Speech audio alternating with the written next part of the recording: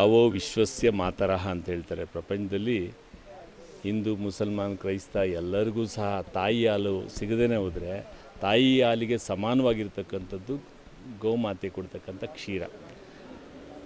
ಅಂಥ ತಾಯಿಯನ್ನು ರಕ್ಷಣೆ ಮಾಡಬೇಕು ಅಂತಕ್ಕಂಥ ಅಭಿಯಾನ. ಮತ್ತು ನಮ್ಮ ದೇಶದಲ್ಲಿ ಕೆಲವು ಸಾಂವಿಧಾನಿಕವಾಗಿ ಏನು ಬೇಕಾ, ಕಾನೂನಾತ್ಮಕವಾಗಿ ಅನ್ಬೇಕಾ ತಿದ್ದುಪಡಿ. ಇದು ಗೋಮಾತೆಯನ್ನು ಸಹ ಒಂದು ದೇಶದ ಪ್ರಾಣಿಯಾಗಿ ಅದನ್ನು ಪರಿಗಣಿಸಬೇಕು ಅಂತಕ್ಕಂಥ ಆಗ್ರಹ ಇದೆ. ಜೊತೆಯಲ್ಲಿ ಕಸಾಯಿಖಾನೆಗಳಿಗೆ ಕಳಿಸ್ತಾ ಇರ್ತಕ್ಕಂತಹ ಗೋಮಾತೆಗಳನ್ನು ಗೋಶಾಲೆಗಳನ್ನು ಮಾಡೋದ್ರ ಮುಖ್ಯನ. ಇವತ್ತು ಇಡೀ ಪ್ರಪಂಚದಲ್ಲಿ ನಿಮ್ಗೆ ಗೊತ್ತಿದೆ, ಗೋಮಾಳ ಇದೆ ಎಲ್ಲ ಕಡೆ. ಪ್ರತಿಯೊಂದು ಹಳ್ಳಿಯಲ್ಲೂ ನಮ್ಮ ಪೂರ್ವಿಕರು ಗೋಮಾಳಗಳನ್ನು ಮಾಡಿದ್ದಾರೆ.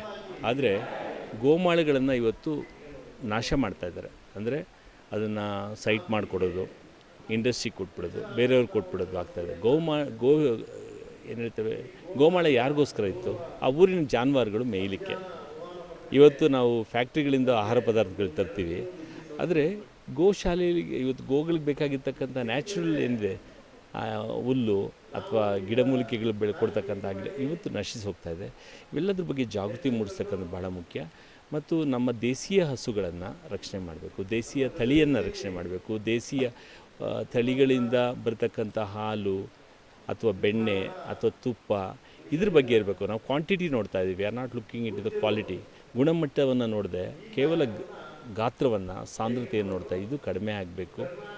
ಇವತ್ತು ನಿಮ್ಗೆ ಗೊತ್ತಿದೆ, ಜರ್ಸಿ ಹಸು ಎಲ್ಲಿಂದ ಬಂತು? ಅದು ಹಂದಿ ಮತ್ತು ಇದರಿಂದ ಇದಾಗಿರ್ತಕ್ಕಂಥದ್ದು, ಕ್ರಾಸ್ ಬ್ರೀಡ್ ಆಗಿರ್ತಕ್ಕಂಥದ್ದು. ಮತ್ತು ನಮ್ಮ ಹಸುಗಳಿಗೆ ಎಲ್ಲದಕ್ಕೂ ಶಿಖರ ಇರ್ತವೆ ಹಿಂದೆ. ಈ ಹಸುಗಳು ಸಿಗೋದಿಲ್ಲ. ಅದಕ್ಕೆ ವೈಜ್ಞಾನಿಕವಾಗಿ ಇದಿದೆ.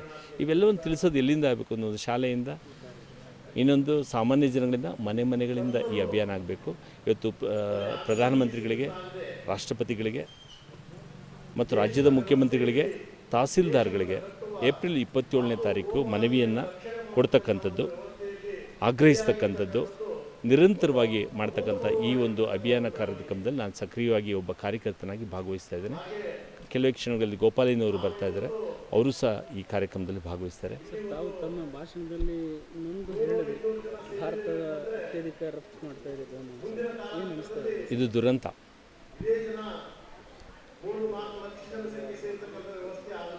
ಇವತ್ತು ಮದ್ಯನೂ ನಾವು ರಫ್ತು ಮಾಡ್ತಾ ಇದ್ದೀವಿ.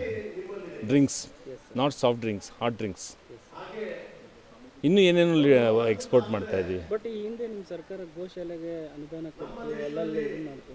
ಬಟ್ ಈಗ ನೋಡಿ, ಜನಾಂದೋಲನ ಆಗಿದ್ರೆ ಯಾವ ಸರ್ಕಾರಗಳು ಏನು ಮಾಡೋಕ್ಕಾಗಲ್ಲ.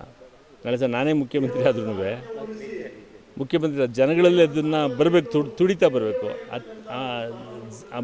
ಸೆನ್ಸ್ ಆಫ್ ಕನ್ಸರ್ನ್, ಬಿಲಾಂಗಿಂಗ್ನೆಸ್, ಎಸ್ ಇದಾಗಬೇಕು ಅಂತಕ್ಕಂಥ ಬರಬೇಕು. ಅದು ಬರದೇ ನೋಡ್ತಾಗ ಏನು ಪ್ರಯೋಜನ? ಡೆಮೋಕ್ರಸಿಲಿ ವೆರಿ ಸ್ಟ್ರಾಂಗ್, ನಂಬರ್ ಮ್ಯಾಟರ್ಸ್.